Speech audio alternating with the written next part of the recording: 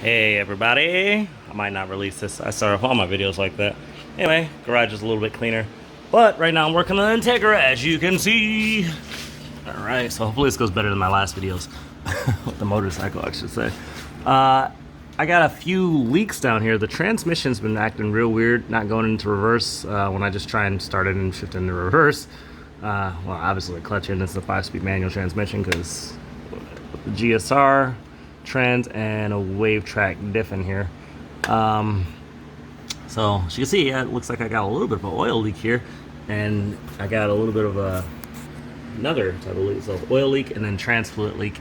Not sure where either one of those is coming from. I'm gonna actually drain the fluid right now and inspect it and see what is going on. I changed it probably at the beginning of summer. I can't remember exactly. I do a lot of track days in this car, and you guys know every time I drive it, it hits 9,000 RPM. And it's been flawless and fantastic, so I cannot complain. But I'm basically making this right now to show how to change your trans fluid. So what you really want to do is, right there, you got your drain plug right there, your fill plug. I've already loosened that. I always loosen the fill plug first, because if you can't get the fill plug out, you should not drain anything out. That said, go ahead and loosen that. Then right here I got a little bit of tamper proof on my drain plug right there. Make sure it didn't back out. Make sure no one's playing tricks on me. Not that anybody would. And the car's lower, so it's not like you get up under it anyway. But as you can see, it has a little bit of some leaks under here too. So keeping everything all nice and rust free. All right, so try to reposition my lighting and stuff situation. Obviously start off with a clean pan, nice and brake cleaned out.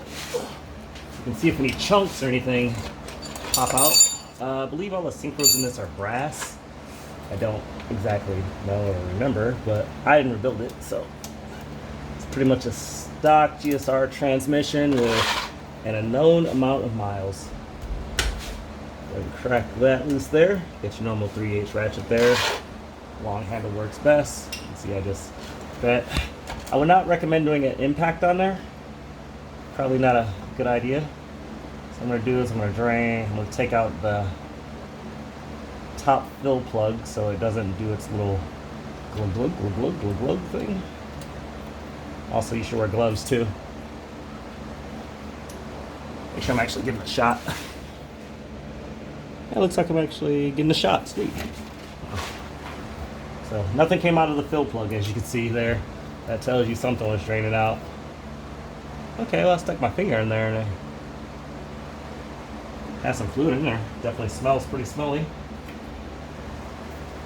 Also, you want to make sure you have towels on hand. Towels on hand, yes. Have towels. It's usually pretty messy. You want to wipe off your hands there.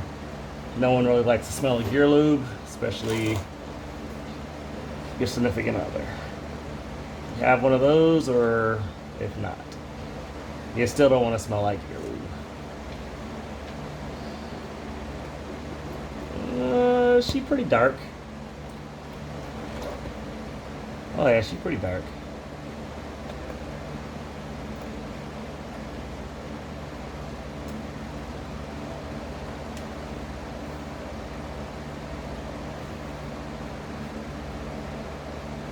I believe this was AMS Oil. AMS Oil or GM synchromesh, one of the two. I can't exactly remember, to be honest with you.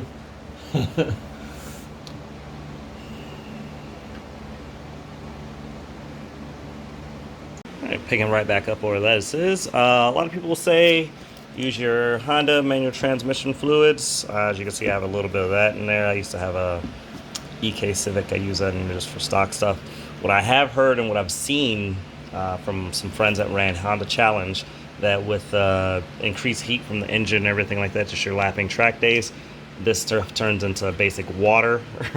I got a little bit of lift in there, but I want to show you guys, if you guys are just gonna be on the street, not racing, not doing anything wild or crazy, not going over 5,000 RPM, put this in, right? If you're going to be doing anything performance related wise, I would recommend going with the AMS Oil or the Torco stuff, or if you have a dip in the transmission, with that in there too. Today I'm going to go with the Pennzoil synchromesh. I've never used this before, but the car is yellow, so the bottle's yellow. It means it works, right? I'm just kidding. That's not why I'm putting. This is what I had available locally, and I want to try some new stuff because no matter what, this transmission is going to be getting rebuilt here pretty soon. So I gotta find somebody to do that also, because I'm not doing it. But I'm gonna be rebuilding the transmission either way. So I want to see if this just helps it out. Maybe it shifts smoother. I don't know. I haven't really been monitoring any temperatures on the trans, but so what everyone says is like, oh, okay, how do you get this in there? So you got your normal little pop cap like that there. How are you gonna get that in there? There are tools that you get, like a syringe you can take, and you can, oh goodness, so there are tools that you can take your syringe and you can take it and you put it in right there into your fill plug. See, this is still draining. Ugh, look how dirty it is in there. It's so dirty. So dirty. Actually, if you twist a little bit, you could see where the ring gears. Huh, that's weird. Anyway, but you can see that's what you'll do with that. So, like I was saying, you can take your syringe here, put it in and out like that. If you don't have one of these available, you can use a turkey baster, I guess, right? Or you go to Home Depot, Menards, or something like that. Grab yourself like a nice little section of hose here. I think it's like 99 cents a foot or whatever like that. You can take that and you can put this into here. Make sure it's nice and clean, obviously, right? Hold on, I'm actually gonna put this drain plug in. You can take your, put the drain plug in there. You can make sure you use the new gasket too on the bottom side of there that prevent any more leaks. Take that, slide that into there. You can route this right on up to the top of there, and then you can stand up there and put your fluid in. No harm, no foul. I like to keep the pan down here because when it gets full, it's gonna drip right out of there into there. So don't forget to tighten up your shebang there, just like that. I'm gonna do it with one hand because I'm a G. And you don't have to like make this crazy tight, right? You just kind of take it and you go, ooh. Won't snug. You'll feel the crush washer crush. So that's what they do. Then you slide your oil, turn your pan right back up under there.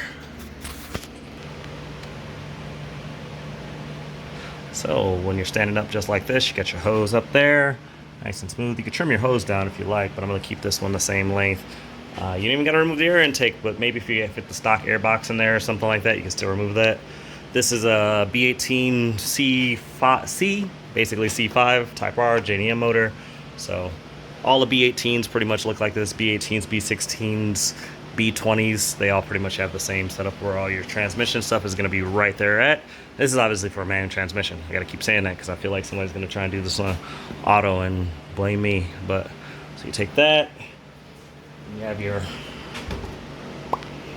boy right there. Unscrew this here.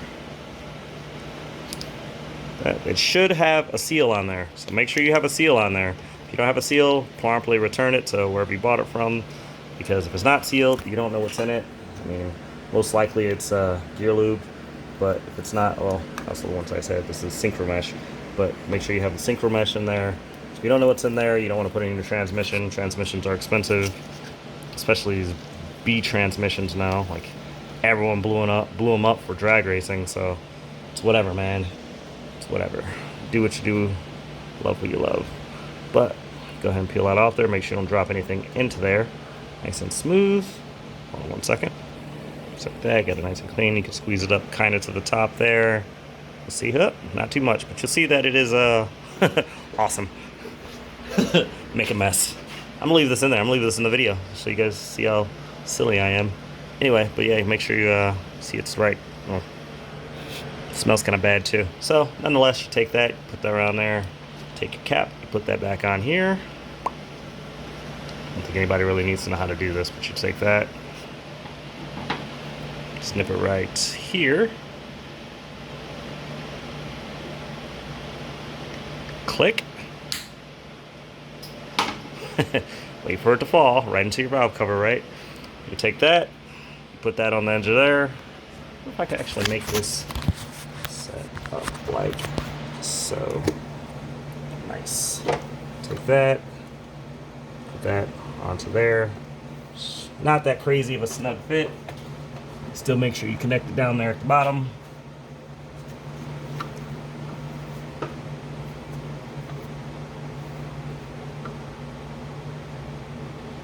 and it flows right on through. You don't really want to squeeze super hard because it doesn't have a whole lot of room to flow down where that dip is. So you don't want to over pressurize where it's going to go in at. This fluid is not very thick, so it doesn't really have to go out there nice and. So you see it's still kind of backing up the tube there. See, it's pretty brown. It's gonna make it hard to tell if it's cooked or not later on. But that's how you do it, and you put about 3.5 of these in there, or until it starts to come out the front drain plug, out the fill plug, and then that's how you do that. So with that said, that's your tutorial on changing your manual transmission fluid on B series transmission. Yep, SK out. One. Still holding this, so one. All right, so that one's in there. That one's in there. Figured I'd just show you guys. So 1, 2, and about a half.